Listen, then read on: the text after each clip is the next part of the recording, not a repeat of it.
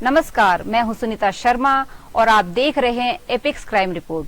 हर रोज की भागदौड़ और शोर शराबे के बीच हम लेकर आए हैं वो सच्ची कहानियां जो देश भर को हिला कर रख देती हैं, जहां इंसानियत पर उठते हैं सवाल और कानून की कसौटी पर परखी जाती है सच्चाई। तो चलिए शुरू करते हैं आज की क्राइम स्टोरीज। दिल्ली में साउथ एशियन यूनिवर्सिटी की छात्रा के साथ यौन उत्पीड़न का मामला सामने आया है। छात्रा की शिकायत पर पुलिस ने एफआईआर दर्ज कर ली है। बीटेक फर्स्ट ईयर की छात्रा ने अपने बयान में बताया कि कैंपस के अंदर एक से ज्यादा लोगों ने उसके साथ रेप करने की कोशिश, Delhi university attempt to rape की। यौन शोषण के आरोपों को लेकर यूनिवर्सिटी में छात्रों ने हंगामा भी किया। मुझे टच किया और गैंगरेप की कोशिश। छात्रा ने पुलिस को जो शिकायत दी है उसमें बताया है कि वे 4 लोग थे। चारों आरोपियों ने मेरे कपड़े फाड़े, मुझे टच किया और गैंगरेप की कोशिश की। यूनिवर्सिटी में कंस्ट्रक्शन का काम चल रहा है, जहां पर वारदात को अंजाम देने की कोशिश हुई। वहीं पुलिस ने गैंगरेप की कोशिश की धाराएं ऐड कर ली हैं। सीसीटीवी फुटेज खंगाल रही पुलिस। पुलिस सूत्रों के मुताबिक यूनिवर्सिटी में लगभग सभी जगहों पर सीसीटीवी कैमरे लगे हैं। छात्रा ने जो बयान दिया है उस आधार पर सभी जगहों का सीसीटीवी फुटेज खंगाला जा रहा है। जल्द मामले में खुलासा किया जाएगा। जिन पर आरोप लगाए गए हैं उनमें सिक्योरिटी गार्ड और अन्य लोग हैं। पुलिस ने अज्ञात लोगों के खिलाफ मामला दर्ज कर लिया है।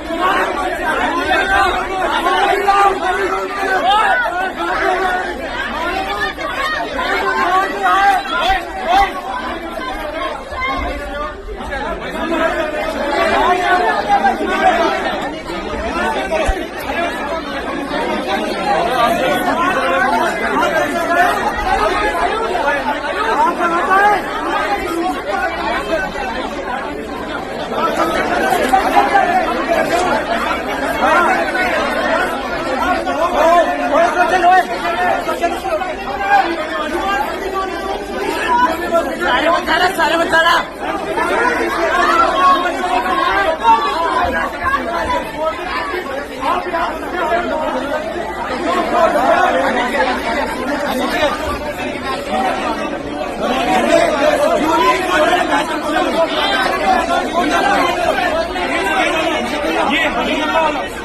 ये मार रहे मुझे मारा है, मुझे भी नहीं आता है। सबको मारा है, मुझे कैसे मारा?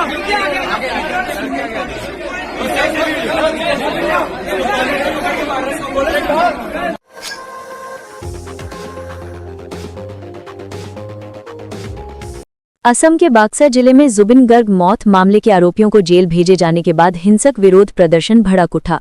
मुख्य कार्यक्रम आयोजक श्याम कानू महांता, जुबिन गर्ग के मैनेजर सिद्धार्थ शर्मा, उनके चचेरे भाई निलंबित एपीएस अधिकारी संदीपन गर्ग और 2 पीएसओ नंदेश्वर बोरा को आज मुख्य न्यायिक मजिस्ट्रेट यानी सीजेएम द्वारा न्यायिक हिरासत में भेजे जाने के बाद बाक्सा जेल लाया गया।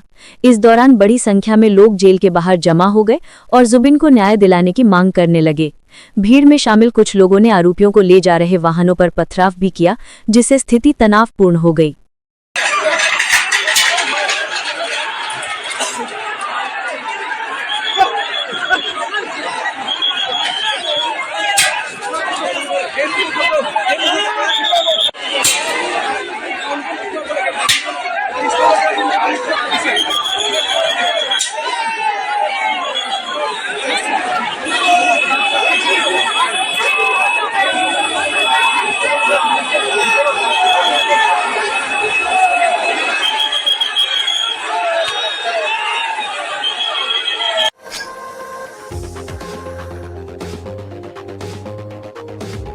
पाकिस्तान और अफगानिस्तान पर शासन करने वाले तालिबान के बीच सीमा पर संघर्ष खत्म होता नहीं दिख रहा है। खैबर पख्तूनख्वा के कुर्रम जिले में दोनों देशों की सीमा पर पाकिस्तानी सुरक्षा बलों और अफगान तालिबान के बीच मंगलवार रात एक बार फिर भयंकर लड़ाई शुरू हो गई। पाकिस्तान के सरकारी ब्रॉडकास्टर पीटीवी न्यूज के मुताबिक अफगान तालिबान और फितना अल खवारिज ने कुर्रम में बिना उकसावे के गोलीबारी की। पाकिस्तानी सेना ने पूरी ताकत और तीव्रता के साथ जवाब दिया। फितनाल खवारिज शब्द का इस्तेमाल पाकिस्तानी अधिकारियों द्वारा प्रतिबंधित तहरीक तालिबान पाकिस्तान के आतंकवादियों के लिए किया जाता है। पाकिस्तान ने दावा किया है कि अफगान तालिबान चौकियों को भारी क्षति हुई है। हमले के बाद कम से कम एक टैंक नष्ट हो गया है। दावा ये भी है कि गोलीबारी के बाद तालिबान लड़ाके अपना पोजीशन छोड़कर भाग गए। अफगानी सेनाओं ने ड्यूरन लाइन पार कर पाकिस्तान के नियंत्रण वाले क्षेत्रों खैबर पख्तूनख्वा के अंगूर अड्डा और दिर इलाके में प्रवेश किया है। इस सैन्य कार्रवाई के दौरान पाकिस्तानी सैनिकों ने कई सीमा चौकियां खाली कर दी हैं। कई पाकिस्तानी जवानों ने अफगान तालिबान के सामने आत्मसमर्पण भी किया। पंजाबी है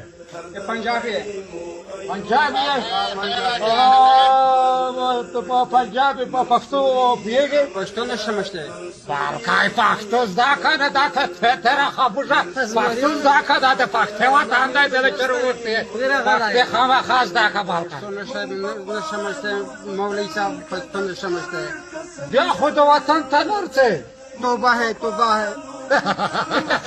अल्लाहु अकबर अल्लाहु अकबर अल्लाहु अकबर मुजाहिदीन।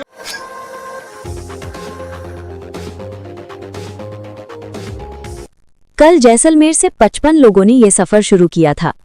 किसको पता था कि महज 10 मिनट में अधिकांश का ये अंतिम सफर बन जाएगा और बाकी के लिए जीवन भर का दर्द दे जाएगा।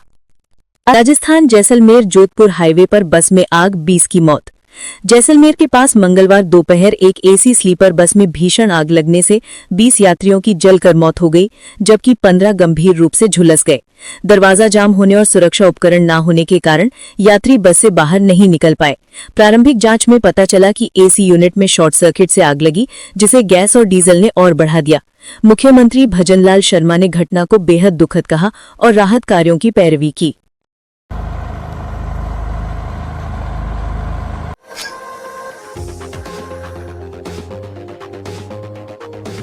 असम के कछार जिले में भारत बांग्लादेश सीमा के पास संभावित चरमपंथी गतिविधियों और सीमा पार तस्करी की आशंका के बीच 14 अक्टूबर को प्रशासन ने एहतियाती कदम के रूप में निषेधाज्ञा जारी की है। ये आदेश आधिकारिक बयान के अनुसार जारी किया गया है। कछार के जिला उपायुक्त मृदुल यादव ने बीएनएसएस की धारा 163 के तहत ये प्रतिबंध लागू किए हैं, जिनका उद्देश्य सीमा से लगे संवेदनशील इलाकों में कानून व्यवस्था बनाए रखना और अवैध वस्तुओं और मवेशियों की तस्करी रोकना है। आदेश के अनुसार सीमा से 1 किलोमीटर के दायरे में सूर्यास्त से सूर्योदय तक लोगों की आवाजाही प्रतिबंधित रहेगी। इसी तरह सुरमा नदी और उसके किनारों पर भी रात के समय लोगों के आवागमन पर रोक लगाई गई है।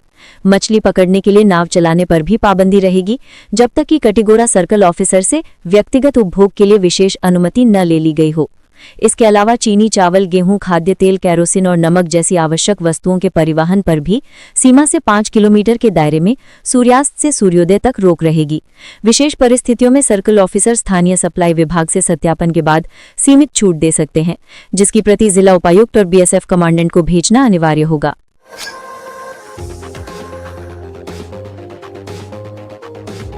पश्चिम बंगाल में एक और युवती के साथ दरिंदगी की घटना हुई है। कोलकाता के एक निजी इंजीनियरिंग कॉलेज की द्वितीय वर्ष की छात्रा के साथ उसके सहपाठी ने कथित तौर पर दुष्कर्म किया। पीड़िता की शिकायत पर आरोपी को शहर के दक्षिणी हिस्से के आनंदपुर इलाके से गिरफ्तार कर लिया गया।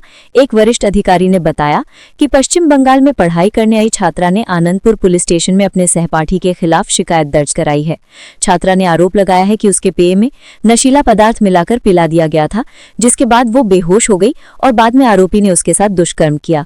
पुलिस ने इंजीनियरिंग छात्रा के गृह राज्य का अभी खुलासा नहीं किया है। ये घटना पश्चिम बंगाल के दुर्गापुर में एक मेडिकल कॉलेज की छात्रा के साथ कथित सामूहिक दुष्कर्म की घटना के कुछ दिनों बाद ही हुई है। दुर्गापुर घटना को लेकर पहले ही ममता सरकार विपक्षियों के निशाने पर है। अब नई घटना से उसकी परेशानी और बढ़ सकती है। पुलिस ने बताया कि आरोपी कुछ दिनों तक छिपा रहा और जैसे ही अपने घर आनंदपुर लौटा, वैसे ही पुलिस ने उसे गिरफ्तार कर लिया।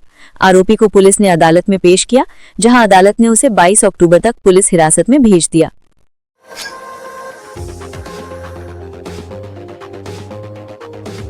जुबिन गार्ग केस में सभी 5 आरोपी 14 दिन की न्यायिक हिरासत में भेजे गए। असम सरकार की ओर से अधिवक्ता प्रदीप कोंवड़ ने बताया कि जुबिन गार्ग मामले में गिरफ्तार 5 आरोपियों को 14 दिन की पुलिस हिरासत पूरी होने के बाद न्यायिक हिरासत में भेज दिया गया है। इनमें आयोजनकर्ता श्याम कानू महंता, जुबिन के मैनेजर सिद्धार्थ शर्मा, चचेरा भाई संदीपन गर्ग और 2 पीएसओ नंदेश्वर बोरा और परेश बैश्य शामिल है। सभी को बाक्सर जिला मूसलपुर स्थानांतरित किया गया है। कोंवर ने कहा कि कानून के अनुसार 14 दिन से अधिक पुलिस हिरासत बढ़ाने का प्रावधान नहीं है। कोर्ट ने जेल प्रशासन को सभी आरोपियों की सुरक्षा सुनिश्चित करने के निर्देश दिए हैं।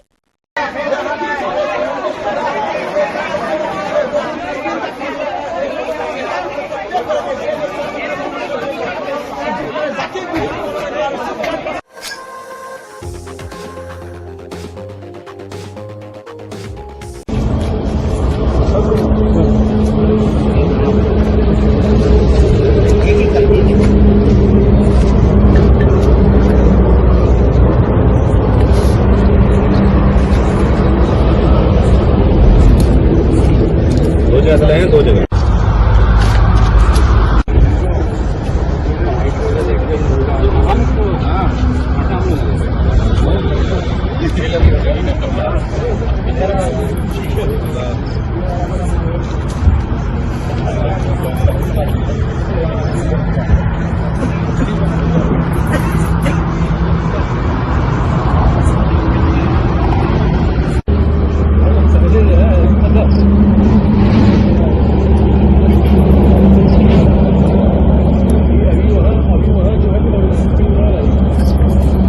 हुई है। मुठभेड़ में किस बदमाश की गिरफ्तारी की गई है, क्या कुछ यहाँ पर जानकारी है?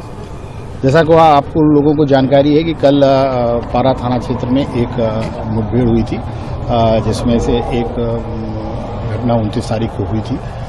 उसका एक अपराधी जो है वो घायल हुआ था और एक अपराधी जो है वो मौके से भाग गया था।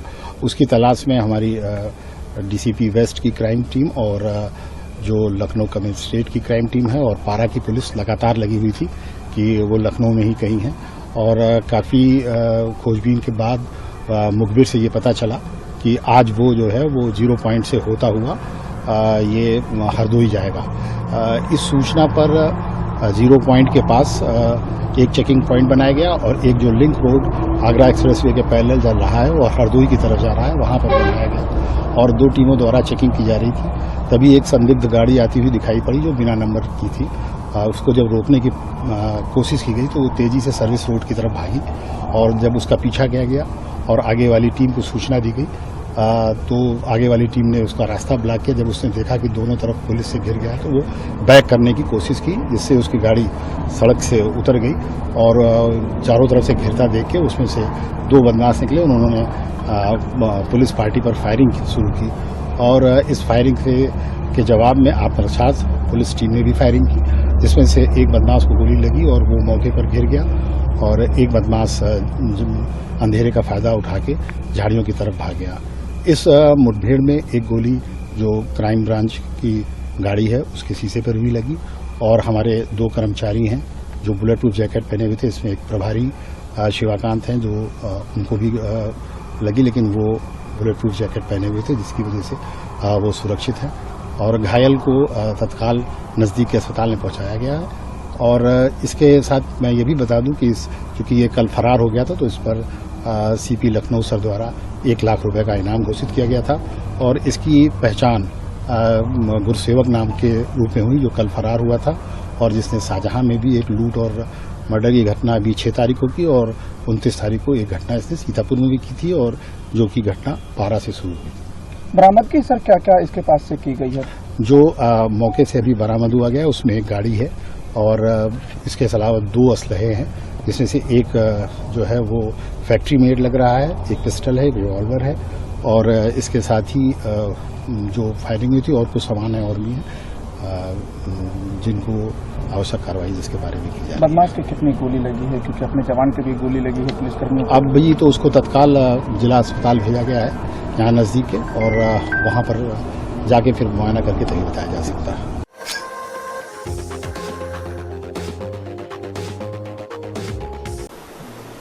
क्या नाम आपका? मेरा नाम नरेंद्र सिंह है जी। मेरा नाम नरेंद्र सिंह है, मैं अक्वाजरी से हूँ और मुझे हिंदुस्तान यूनिलीवर ने अपॉइंट कर रखा है ब्रांड प्रोडक्शन के लिए। तो यहाँ पे हमें सूचना मिली कि यहाँ पे हमारा हिंदुस्तान यूनिलीवर का क्लोजर प्रोडक्ट डुप्लीकेट बनाया जा रहा है और उसको मार्केट में सेल किया जा रहा है। तो उसकी सूचना के आधार पर हमने नियर थाना पे सूचना दी, वहाँ से टीम आई, वहाँ पे ये माल अभी रखा हुआ है, मालिक भी यहीं पे है, तो ये सूचना थी, इसके व्याप पे ही वो पूरी कार्रवाई चल रही है। कौन सा प्रोडक्ट? ये हिंदुस्तान यूनिलीवर का क्लोजअप जो टूथपेस्ट होता है। कितना आपको यहाँ से रॉ मटेरियल और पक्का तैयार वहाँ पे यहाँ पे कम से कम 25,000 ट्यूब रेडी रखे हुए हैं और रॉ मटेरियल रखा हुआ है, उसके आर्टर बॉक्स भी हैं और 80 ग्राम वाला 150 ग्राम वाला दोनों तरीके के यहाँ पे क्लोजअप, और वो भी यूनिलीवर नेपाल का है, वो इंडिया का नहीं है। कब से यहाँ पे जो ये करीब एक सवा महीना हो गया इसको। जी सर।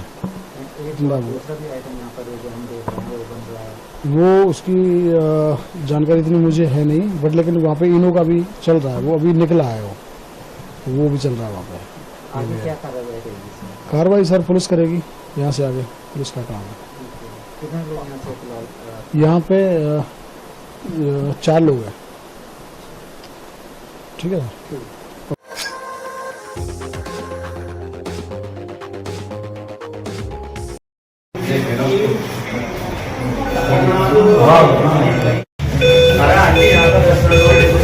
एक बदमाश से पुलिस की मुठभेड़ हुई है, कौन था ये बदमाश और बदमाश की स्थिति क्या है? थाना सरूरपुर क्षेत्र में आज सुबह मुठभेड़ हुई है, जिसमें कि एक बदमाश है शहजाद उर्फ मिट्टी, जिसको की गोली लगी है, गंभीर रूप से घायल हुआ था, अस्पताल ले गए, जिसे कि यहाँ पर कॉन्टेक्ट हो गए। और इसमें जो अभियुक्त है इसकी 25,000 रुपए का इनामी है वैसीमा थाना क्षेत्र से। और फिल्म में भी इसका आपराधिक इतिहास रहा है। हाल ही में इसने इसी साल में एक बच्चे के साथ दुष्कर्म की गंभीर घटना की थी, जिसमें एक बच्ची काफी गंभीर रूप से घायल हुई थी। इससे पूर्व भी ये एक दुष्कर्म के मामले में बच्ची के साथ दुष्कर्म में सजा इसको हुई थी। इसमें 5 साल जेल में रहकर आया था। पुनः बाहर आने के बाद इसने फिर से बच्चे के साथ दुष्कर्म की घटना की और कल रात्रि में इसने जो बच्ची है उसके घर पर जाके फायरिंग किया, उसे डराने के लिए, लोगों को दबाव बनाने के लिए मुकदमा वापस लेने का। आज सुबह इसमें पुलिस द्वारा चेकिंग की जा रही थी, जिस समय ये चलने का प्रयास पुलिस द्वारा रोकने के प्रयास में इसमें पुलिस पर फायरिंग की, जवाबी कार्रवाई में इसे गोली चली और इसे अस्पताल में लाया गया, जहाँ इसकी मौत बताया गया। सर इस पे कितने मुकदमे थे? इस पे 7 मुकदमे थे, जिसमें दुष्कर्म, लूट, हत्या का प्रयास इत्यादि के मिलाकर 7 मुकदमे थे और इस पे 25,000 रुपए का इनाम घोषित था।